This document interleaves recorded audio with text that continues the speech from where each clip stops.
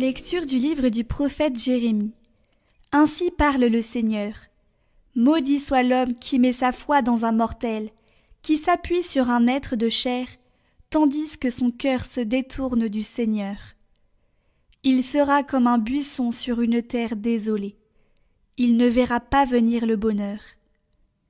Il aura pour demeure les lieux arides du désert, une terre salée, inhabitable. Béni soit l'homme qui met sa foi dans le Seigneur, dont le Seigneur est la confiance.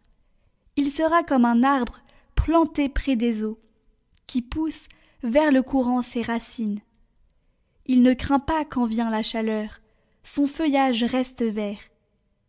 L'année de la sécheresse, il est sans inquiétude. Il ne manque pas de porter du fruit. Rien n'est plus faux que le cœur de l'homme. Il est incurable. Qui peut le connaître? Moi, le Seigneur, qui pénètre les cœurs et qui scrute les reins, afin de rendre à chacun selon sa conduite, selon le fruit de ses actes.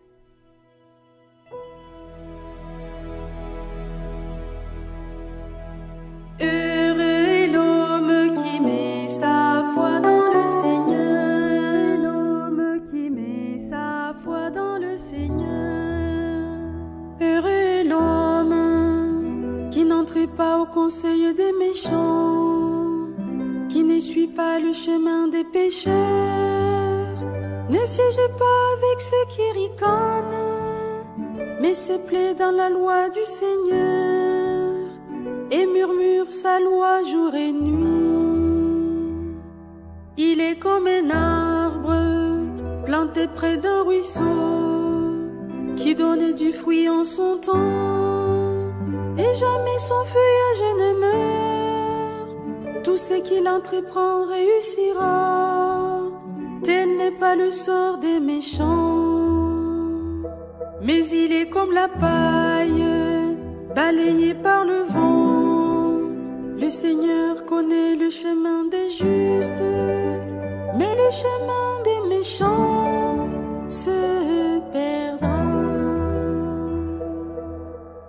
Heureux est l'homme qui met sa foi dans le Seigneur, l'homme qui met sa foi dans le Seigneur.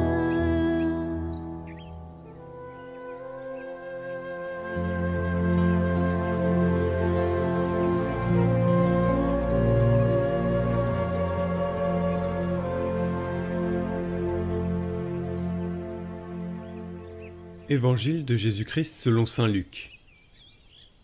En ce temps-là, Jésus disait aux pharisiens : Il y avait un homme riche, vêtu de pourpre et de lin fin, qui faisait chaque jour des festins somptueux. Devant son portail gisait un pauvre nommé Lazare, qui était couvert d'ulcères. Il aurait bien voulu se rassasier de ce qui tombait de la table du riche, mais les chiens, eux, venaient lécher ses ulcères.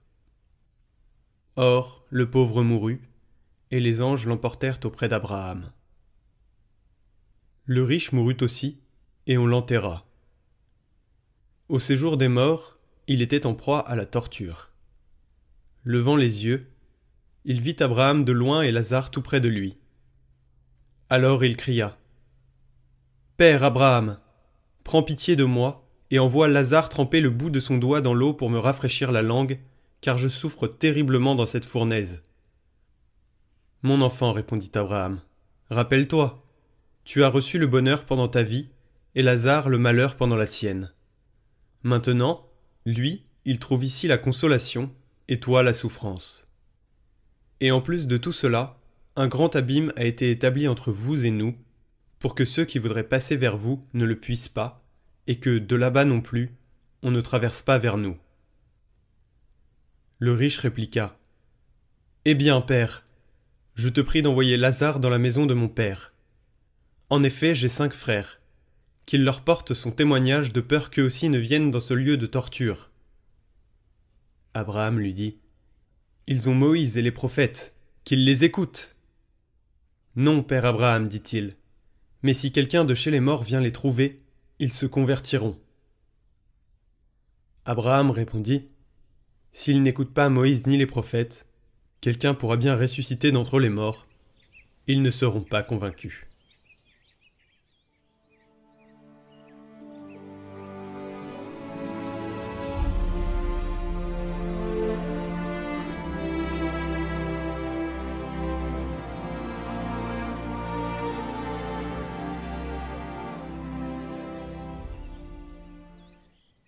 Regarde bien où est ancrée ta vie.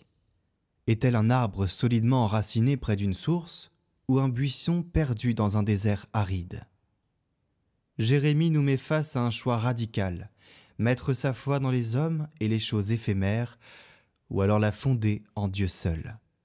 Celui qui place sa confiance dans ce qui passe finit par s'assécher, sans jamais voir venir le vrai bonheur. C'est ce qui arrive aux riches de l'Évangile.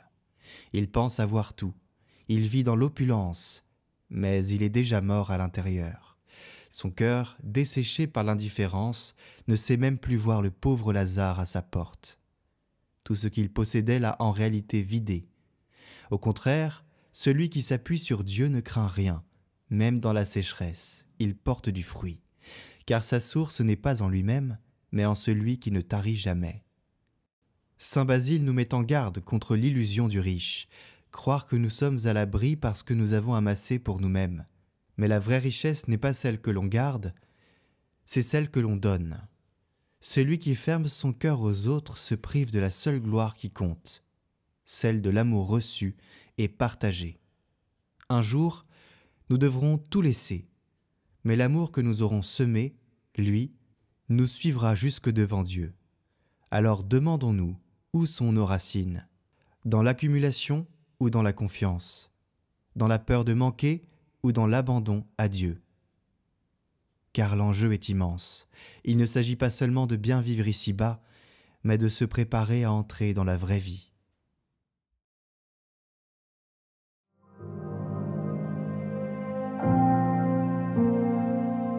Deuxième jour de la neuvaine, accueillir avec douceur ma fragilité avec saint François d'Assise. Au nom du Père, et du Fils, et du Saint-Esprit. Amen.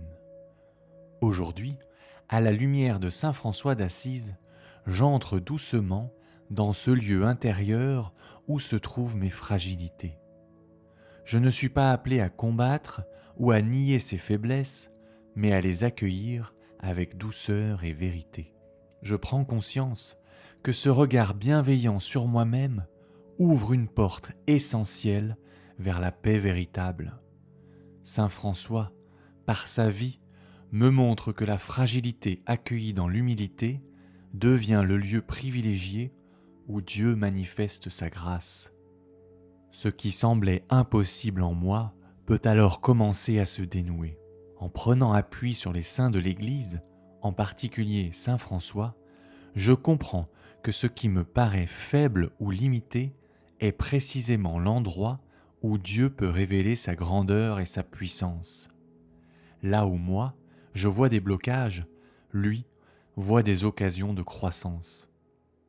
Comme François d'Assise, je peux devenir un instrument de paix en commençant par faire la paix avec moi-même.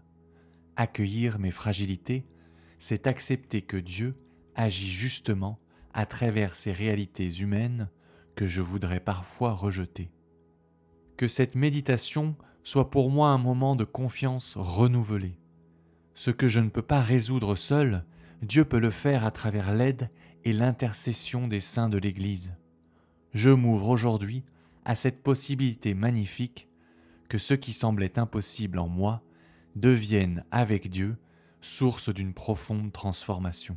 Saint François, accompagne-moi sur ce chemin d'accueil de soi, pour que dans mes fragilités reconnues, la grâce puisse enfin pleinement agir. Amen. Notre Père, qui es aux cieux, que ton nom soit sanctifié, que ton règne vienne, que ta volonté soit faite sur la terre comme au ciel. Donne-nous aujourd'hui notre pain de ce jour. Pardonne-nous nos offenses, comme nous pardonnons aussi à ceux qui nous ont offensés.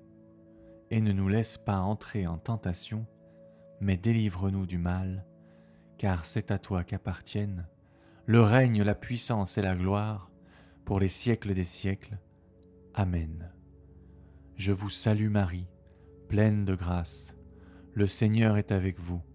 Vous êtes bénie entre toutes les femmes, et Jésus, votre enfant, est béni. Sainte Marie, Mère de Dieu, priez pour nous pauvres pécheurs, maintenant et à l'heure de notre mort. Amen. Saint François d'Assise, priez pour nous. Gloire au Père, et au Fils, et au Saint-Esprit, comme il était au commencement, maintenant, et pour les siècles des siècles. Amen. Aujourd'hui, je peux prendre un temps de 15 minutes pour une méditation silencieuse sur la prière de Saint François d'Assise. Ô Seigneur, faites-moi voir la quantité et l'énormité de mes maux, afin que je les déteste et que je m'humilie en la grandeur de ma misère. Mais faites-moi voir aussi l'infinité de votre miséricorde, afin que mon cœur y ait une grande et absolue confiance. Ô mon Dieu, faites-moi considérer comment, depuis mes dernières résolutions jusqu'à cette heure, je me suis conduit envers vous, envers le prochain, envers moi-même, et combien les péchés se sont accrus et multipliés dans mon cœur par action, par parole, par désir et par pensée. Rappelez à ma mémoire de quels bienfaits j'ai abusé, combien d'inspirations de votre grâce j'ai méprisé, combien de bons mouvements j'ai rendus inutiles. Ô Seigneur, que je vous connaisse et que je me connaisse. J'ai eu assez de faiblesse et de malice pour commettre le mal, mais hélas, je n'ai pas assez de lumière pour le connaître et pour le détester. C'est une grâce que j'attends de votre infinie bonté, ô mon Dieu. Au nom du Père, et du Fils, et du Saint-Esprit. Amen.